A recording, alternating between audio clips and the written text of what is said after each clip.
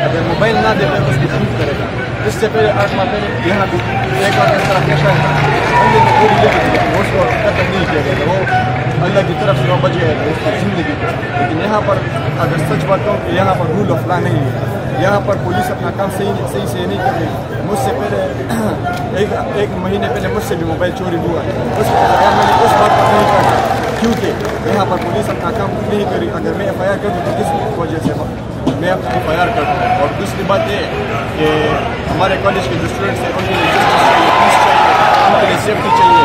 ये एक ग्रेट सन mobile phone दिया गया है गन पॉइंट पर, सवाल है पुलिस का करिए, आर्मी का करिए, और यहाँ पर सब बावजूद भी बंदे को शूट करता है और वो आसानी से निकल जाता है।